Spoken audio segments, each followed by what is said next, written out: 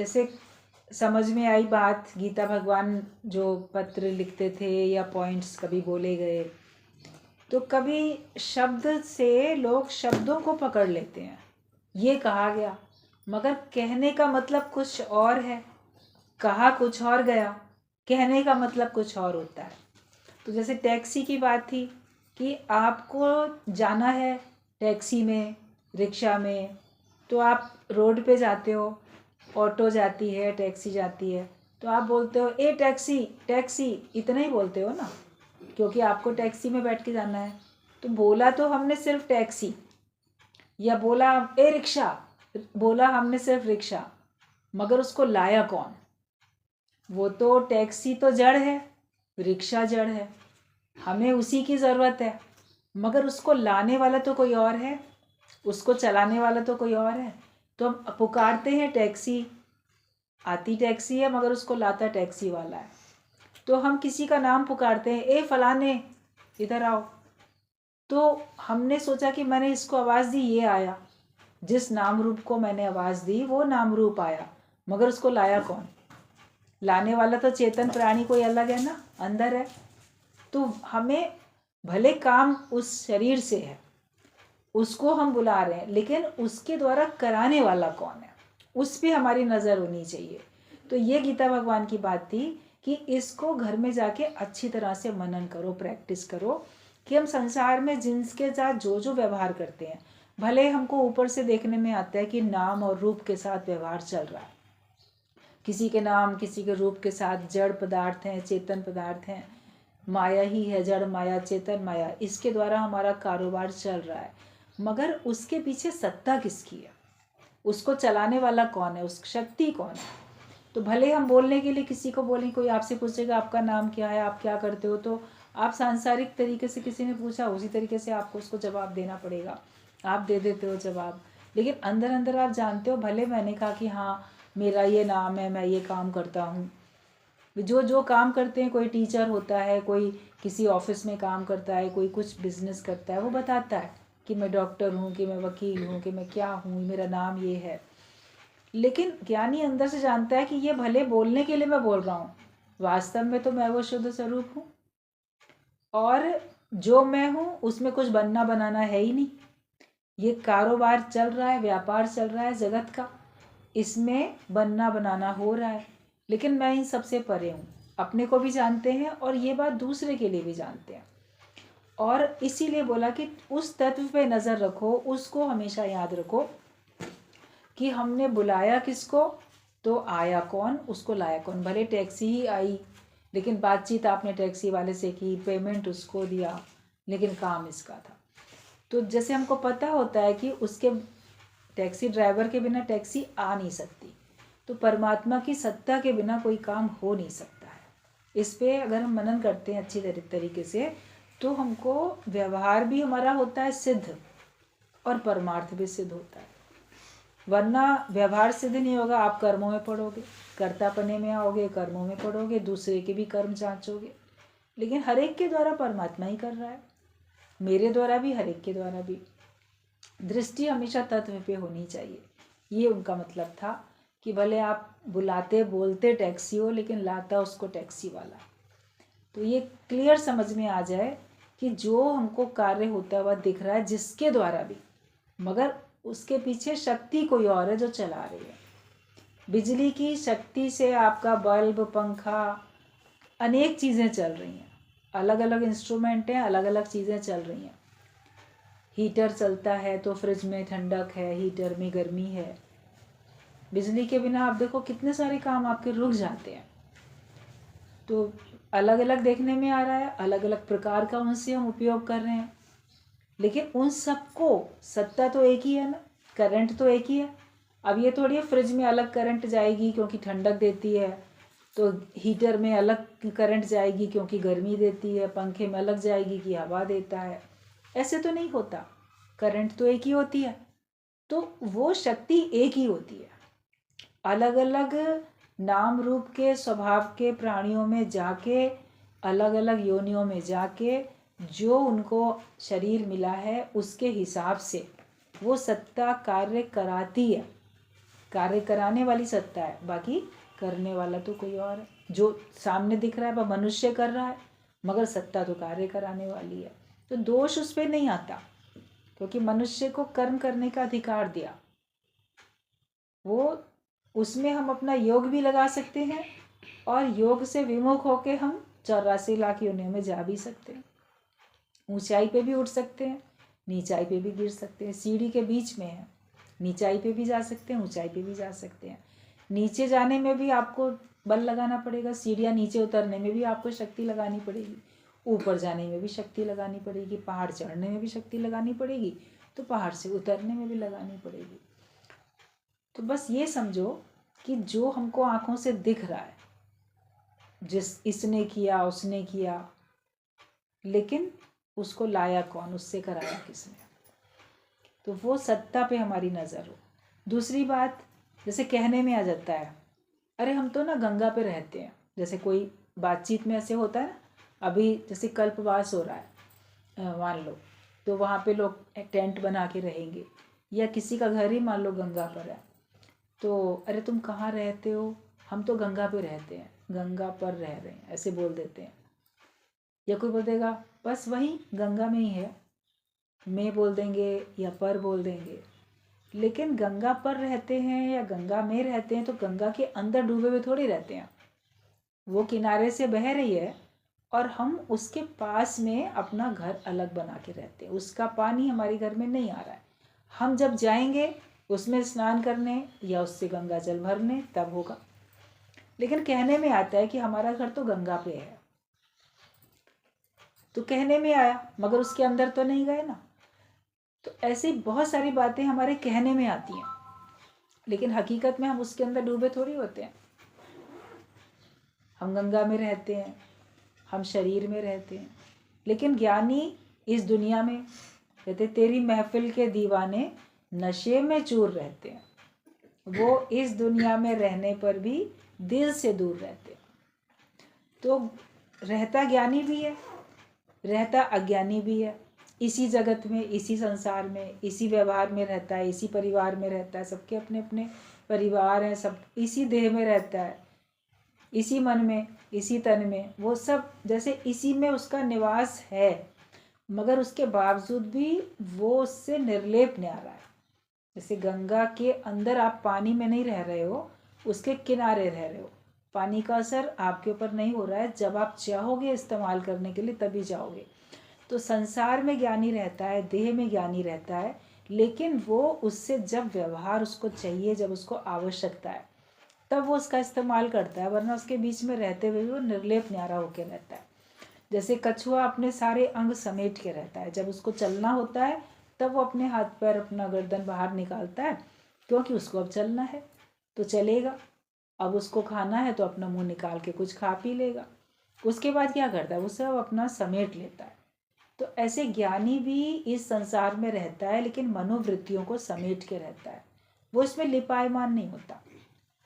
तो संसार में हम रहते हैं, लेकिन संसार से अलग होके रहते हैं। आप अपने को महसूस करोगे कि मैं इस जगत में हूँ, लेकिन जगत का व्यवहार मेरे में नहीं है, मेरे अंदर जगत नहीं है, और बाहर भी जो जगत है वो मेरे से लिप्त नहीं है, और मैं उसमें लिप्त नहीं हूँ। जैसे सगलते मध्य सगलते उदास, सबके बीच में रहते हैं और सबसे उदासीन भी होके रहते हैं, कि अनकंसर्न होके रहते हैं, बेवास्ते होके रहते हैं, एकदम निर्लेप न्यारे होके रहते हैं। तो ये अपने अंदर जहाँ तुम बैठे हो, कोई बोलेगा हम रहते तो संसार में है ना, रहते तो घर में हैं, घर वालों के बीच में रहते हैं, है तो माया में, माया के बीच में है, त्रिगुणी माया है, चारों तरफ है, शरीर ही महामाया है, 5 तत्वों का आपका अपना देह, यही महामाया है, इसमें हम रहते हैं। तो इसमें रहते हुए ज्ञानी भी तो इसमें रहता है, लेकिन उसका माया का प्रभाव उसके ऊपर नहीं होता। उसने अपने आप को इतना समेट लिया, वो अपने को इतना ज्ञान में ले आता है, इतना भगवान में लीन कर देता है कि इस माया का उसके ऊपर प्रभाव नहीं पड़ता। और जब तक जीवन है, शरीर चूंकि माया वाला है आपका अपना, तो माया का व्यवहार माया से होगा। 5 तत्वों की देह आपको मिली, और ये भी महामाया कही जाती है। अहो माया महामाया कही जाती है। मन की माया तो बिल्कुल अहो माया कही जाती है। मन में पता नहीं क्या क्या खिंचा है, कितने ख्याल, कहाँ कहाँ मन खिंचता है, कहाँ कहाँ मन जाता है। तो ये तो माया ही है। तो माया का व्यवहार माया से चलता है। आपके शरीर को भोजन चाहिए तो आपको अन्न की आवश्यकता है, प्यास लग रही है तो पानी की आवश्यकता है, आपको बदन ढकने के लिए वस्त्रों की आवश्यकता है, आपके शरीर को सुरक्षा के लिए आपको घर की आवश्यकता है। तो रोटी, कपड़ा और मकान मनुष्य की मूलभूत आवश्यकताएं हैं। तो मुझ आत्मा की ये सब आवश्यकताएं नहीं है, लेकिन जो देह है उसकी आवश्यकता है। तो उसके लिए आपको यत्न, प्रयत्न, उद्यम कुछ करना पड़ता है, जुटाना पड़ता है सारा। ये सब होते हुए भी ज्ञानी बोलेगा कि नहीं मैं कुछ भी नहीं करता और मुझे कुछ नहीं चाहिए। लोग बोलेंगे तुम्हें कुछ नहीं चाहिए, तुम्हें खाना ना दें क्या, पानी ना दें क्या, तुम्हें रहने को घर में ना दें, तुम तो कहते हो मुझे कुछ चाहिए ही नहीं। तो तुम बोलोगे कि ये शरीर की आवश्यकता है, इसके लिए तो शरीर को चाहिए, मुझे थोड़ी चाहिए। दादा भगवान एक बात और बोलते थे कि जैसे आपने अपने घर में कोई गाय, कोई घोड़ा, कोई पाल रखा है, मान लो पशु पाला हुआ है, तो आप उसे खिला रहे हो क्योंकि आपको उसके ऊपर बैठ के सवारी करनी है, घोड़े को बैठ के सवारी करके जाना है। ये आजकल घोड़े वगैरह, हाथी घोड़े नहीं पाले जाते हैं, कार स्कूटर होते हैं, उनको सवारी आपको उनकी करनी होती है। साइकिल है तो उसकी सवारी करनी पड़ती है। तो साइकिल में भी आपको हवा भरानी पड़ती है, कार स्कूटर में भी आपको हवा, पेट्रोल सब कुछ डालना पड़ता है, क्योंकि आपको उससे काम लेना है।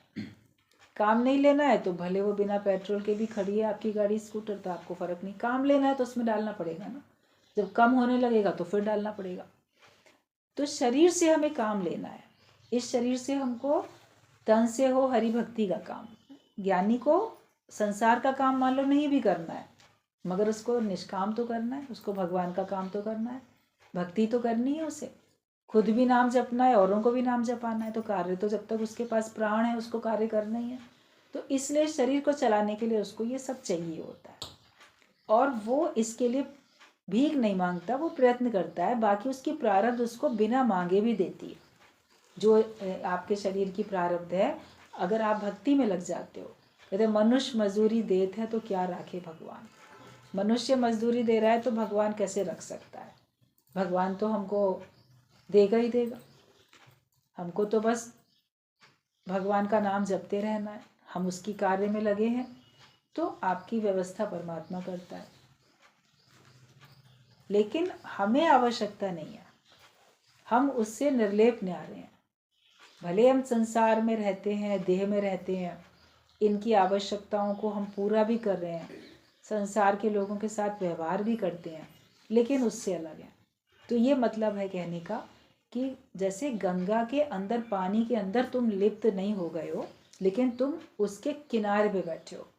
कहने में आ रहा है कि तुम तो भाई, हम तो गंगा पे रहते हैं, या गंगा में ही हमारा घर है, वहीं पर घर है हमारा गंगा में ही, या गंगा पे रहते हैं। अब हाउस बोट बनी होती हैं, पानी के अंदर ही घर बना लेते हैं, तो भी क्या पानी के अंदर डूब थोड़ी जाते हैं। कोई घूमने जाता है जहाँ हाउस बोट होती हैं, कश्मीर में और कई जगह में, तो ऐसे मान लो है पानी के अंदर भी, मान लो नाव है, तो डूब थोड़ी गई वो, उसके अंदर थोड़ी चली गई। नाव पानी में है और नाव में तुम हो, तो पानी में रहते हुए भी तुम पानी से टच थोड़ी हो रहे हो, ऊपर ऊपर हो उससे। तो ऐसी संसार में रहते हुए भी ज्ञानी संसार से ऊपर रहता है।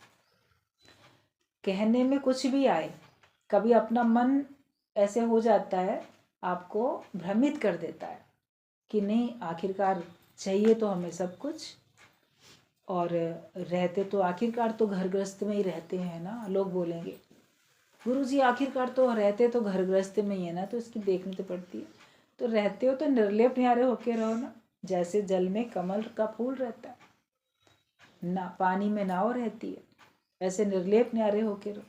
ज्ञानी सबके बीच में रहता हुआ भी सबसे निर्लेप न्यारा ऐसे होके रहता है। तो जब इस प्रकार से होके रहोगे तो आप देखोगे कि आपका जीवन मुक्ति का जो आपका आनंद है वो खत्म नहीं होगा, बना रहता है, लगातार चलता रहता है। तो ऐसे हमको अपना जीवन जीना है।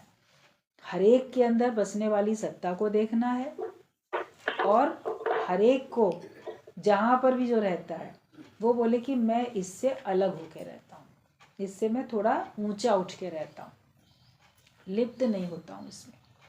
तो फिर आप देखोगे कि आप ज्ञानवान टोटल हो, आपका योग भगवान से लगा हुआ है। अगर आपने कण कण में भगवान देख लिया, एक एक पत्ते पत्ते में आपने भगवान की सत्ता को महसूस कर लिया और आप सबसे निर्लेप न्यारे होके रह रहे हो, फिर आप में और किसी ब्रह्मज्ञानी में कोई अंतर थोड़ी है।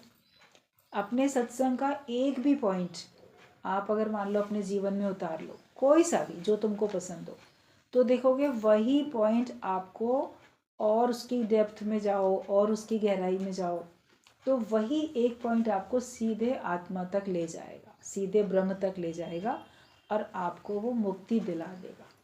तभी कहा एक बूंद ब्रह्म ज्ञान की मस्त करी दिन में, कि एक भी वचन ज्ञान का जो है वो आपको कहीं माया में गिरने, कहीं माया में उलझने, कहीं माया में फंसने नहीं देगा। एक भी वचन, एक वचन भी आपको याद है तो वही आपको आपके आत्मा में टिकाने के लिए काफ़ी है। फिर हम लोगों को तो रोज़ कितने कितने सारे गुरु के वचन मिलते रहते हैं।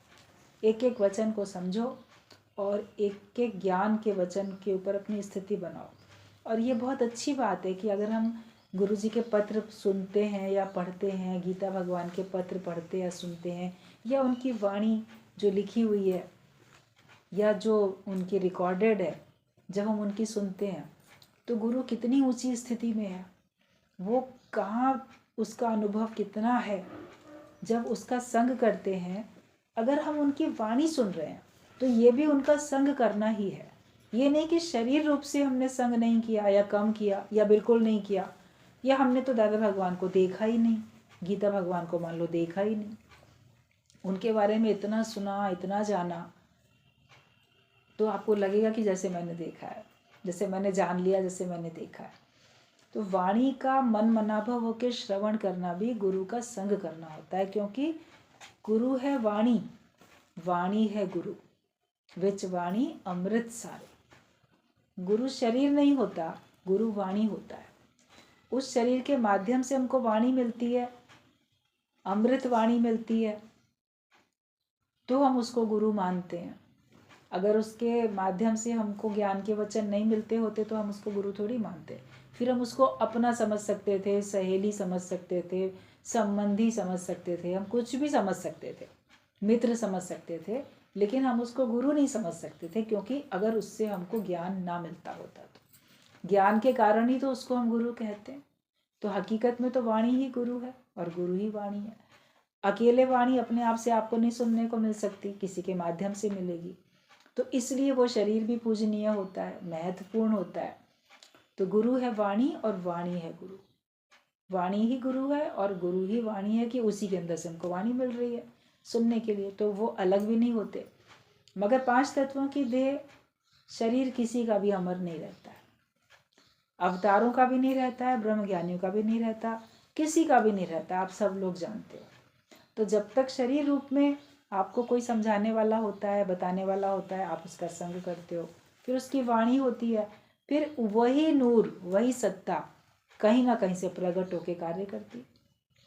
एक शरीर से परमात्मा कार्य लेना पूरा कर लेता है तो फिर दूसरे शरीर में प्रकट हो जाता है, फिर उसमें वो बहुत कार्य करता है। तो जहाँ जहाँ भी गुरु की वाणी चल रही है तो समझो गुरु ही तो बोल रहे हैं, कोई और थोड़ी बोलने वाला है।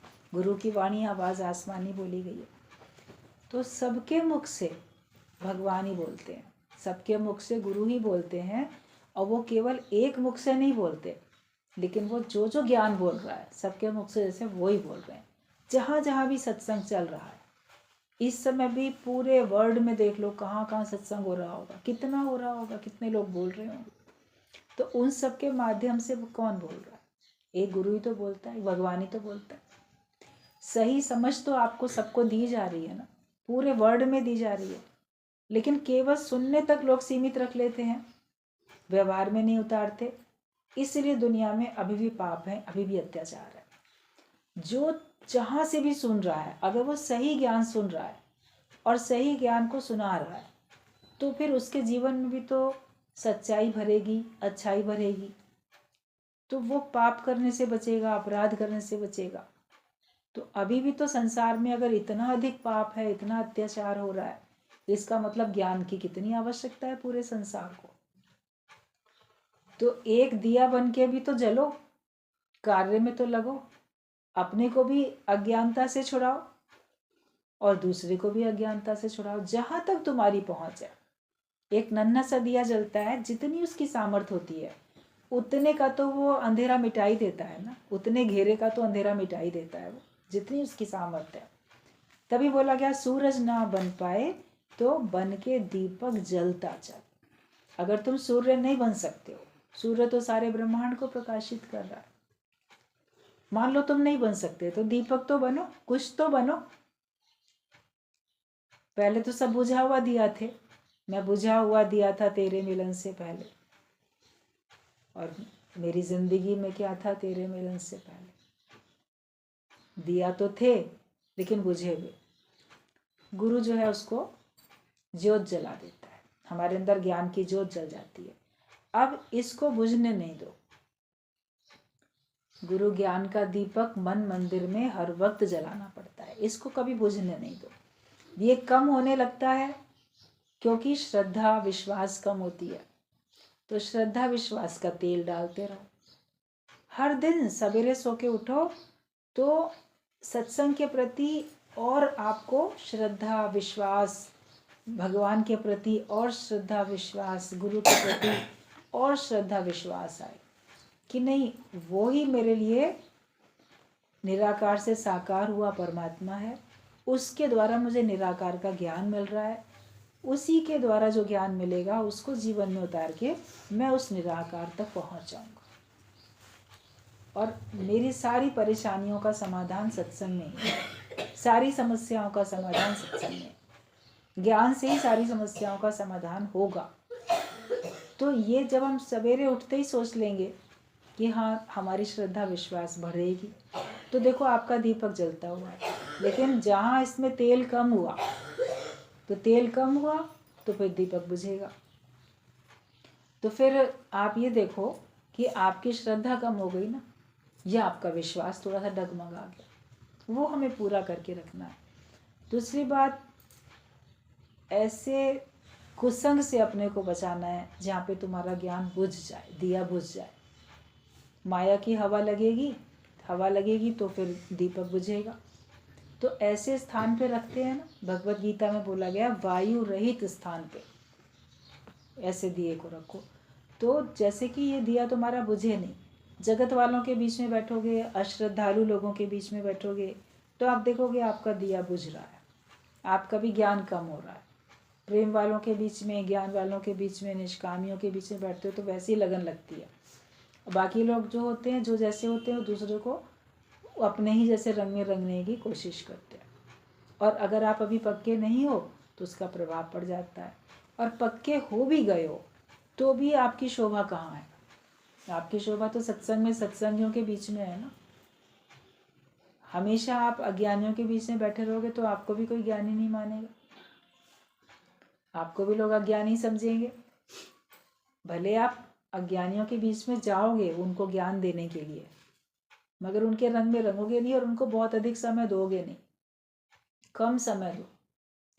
ज़्यादा समय हमें सत्संग में बिताना चाहिए, ज़्यादा समय हमें ज्ञान में बिताना चाहिए, ज्ञान की चर्चा में। या आपके मुख से चर्चा हो या आप अपने कानों से श्रवण करो, दो काम करो। तो या तो हम अपने भगवान की चर्चा में रहें या उसकी चर्चा सुने, या गुरु के संग में, सानिध्य में रह के हम उसका दर्शन करें। इसके अलावा कोई और काम क्यों करें? दूसरा काम हमारे से अगर होने लगेगा ज़्यादा तो फिर आपका ज्ञान धूमिल होता जाएगा। जैसे मान लो धुआं बहुत चारों तरफ लग गया लालटेन के कांच पे, तो उसका प्रकाश कम हो जाता है, तो आपको उस धुएं को तो हटाना पड़ता है ना, उसकी तो सफाई करनी पड़ती है। तो माया वालों के बीच में रहने से आपके मन में मलिनता आती है, आपको सफाई करनी पड़ेगी। आप बोलोगे हमने तो कुछ किया नहीं, लेकिन उनके संग से ही उसका कुछ तो प्रभाव पड़ जाता है। क्राइस्ट ने कहा है कि जब जब मैं दुनियावी लोगों के बीच में गया वहाँ से कम इंसान बन के लौटा। तो मतलब कि मेरी इंसानियत थोड़ी कम हो गई, मेरा ज्ञान, मेरी बातें जो अच्छी थी वो थोड़ी कम हो गई। हम भी थोड़ा उनकी बोली बोलने लग जाते हैं। आप बहुत दिन संबंधियों के बीच में बैठो तो उन्हीं के तरह से सोचोगे, उन्हीं की तरह से बोलोगे। आपको फिर लगने लगेगा कि हाँ थोड़ा बहुत तो वो सही है, पूरे नहीं तो अपनी जगह पे तो वो सही है। तो अपनी जगह पे वो सही हो तो तुम अपनी जगह पे सही नहीं हो क्या, जो तुम उनका फॉलो करने का तुम्हारा मन करने लगा कि लो हमको भी ऐसे ही करना चाहिए। आखिरकार कुछ तो सही बात ये कह ही रहे। लो सही बात तो केवल ज्ञान में ही है, सही बात केवल गुरु बोलता है। तो संसार के लोगों के बीच में बहुत अधिक हमें जाना नहीं है। व्यवहार जितना अति आवश्यक हो उतना ही ज्ञानी रखता है, उसके अलावा नहीं रखता। और अकेले भी बैठा है तो अंदर मनन ज्ञान का ही चलता है, अंदर मनन संसार वालों का नहीं चलता है। जितना आवश्यक हो थोड़ा बहुत किया, उसके बाद खत्म। मान लो मन में कोई उलझन आई, कोई समस्या आई, वो समस्या दूसरों को दे दी, बता दी और फिर खत्म। आप तो दूसरों को सौंपने के बाद भी चिंता करते रहते हो। आपका पेशेंट है, आपने हॉस्पिटल में एडमिट किया, डॉक्टर देख रहा है, इलाज चल रहा है, सौंप दिया ना। खुद भी मिलने के टाइम पे मिलने जा रहे हो या सारा दिन परमिशन है तो बैठे हो, तो बस दृष्टा होके नहीं देखते हो, चिंता भी तो करते रहते हो। जब सौंप दिया, इलाज वो कर ही रहे हैं, तो तुम्हें चिंता क्या करनी। किसी और काम में भी आप देखो, अगर सचमुच में सौंप दिया तो चिंता नहीं करते हो, लेकिन संसार की तो आप चिंता करते रहते हो, अपने भी जीवन की चिंता करते रहते हो। इसका मतलब हमने पूरी तरह सौंपा नहीं ना। अभी मन में कोई ख्याल आए, भगवान को सौंप दो, कोई गुरु को सौंप दो। एक बार लखनऊ में दादा भगवान, गीता भगवान सब लोग आए। वे पहले तो गीता भगवान लखनऊ में ही शादी होके आए थे, उसके बाद यहाँ से शिफ्ट होके वापस वो पूना बॉम्बे उधर चले गए। लेकिन यहाँ सत्संग के लिए आते थे, साल में 1 बार 2 बार 3 बार जैसे भी उनका मन पड़ता था आते थे। सभी लोग आते थे, सारे गुरुजन आते थे। तो आए तो उनके साथ में सत्संगी लोग भी आते थे। तो जब आए तो यहाँ पर कुछ जो बाहर शहर से, बॉम्बे से, उधर से सत्संगी प्रेमी आए थे। तो 2 लड़कियाँ जो थीं तो बोली माल एवेन्यू में रह रहे थे गुरुजी के घर पे सब लोग। तो कहा कि यहाँ से पास में अमीनाबाद मार्केट है, तो वहाँ से हम लोग चिकन वर्क का कुछ सामान खरीद लाते हैं। लखनऊ का फेमस है, साड़ी, सलवार सूट, बेडशीट्स, क्या क्या सभी कुछ मिलता है। एम्ब्रॉयडरी यहाँ की फेमस है। तो उन्होंने ऐसे बोला कि ठीक है हम आ जाते हैं जल्दी से। जगह समझ ली और वो दोनों चली गई। लोकल वाला कोई नहीं लिया साथ में लखनऊ का। तो बोले नहीं हम लोग चले जाएंगे। चली गई। लौटने में थोड़ा लेट हो गया उनको। तो दादा भगवान सत्संग कर रहे थे, तो सत्संग करते करते उनके मन में आ गया होगा विचार कि देखो वो लड़कियां गई थी, आई नहीं, अभी तक आई नहीं है। तो उन्होंने सत्संग को बीच में रोक के किसी लोकल जो लखनऊ का था व्यक्ति, उसको कहा अरे वो देखो अभी तक आई नहीं है, जाओ ज़रा देख कर आओ, यहाँ से उसी रास्ते से चले जाओ और देख कर आओ कि कहाँ रह गई हैं लोग। तो एक व्यक्ति उठा और वो चला गया। तो थोड़ी देर के बाद में वो लोग सब आ गई, आधे रास्ते में ही कहीं मिल गई, आ गए। सत्संग दादा भगवान ने उसको इतना बोला, वो व्यक्ति उठ के चला गया। फिर दादाजी ने सत्संग कंटिन्यू रखा अपना। जब सत्संग समाप्त हुआ और तब तक वो लोग आ भी गई शॉपिंग करके, और रास्ते में, आधे रास्ते में मिल गई थी जो लेने गया था। तो किसी ने जब सत्संग समाप्त हुआ तो सत्संगी प्रेमी जो सुन रहे थे उनमें से किसी ने दादाजी से एक प्रश्न किया कि दादाजी आप कहते हो कि अगर किसी को देर हो जाए तो चिंता नहीं करनी चाहिए घर में, हम लोगों को आप कहते हो, लेकिन इन लोगों को, लड़कियों को देर हो गई आने में, तो देखिए चिंता तो आपको भी हुई।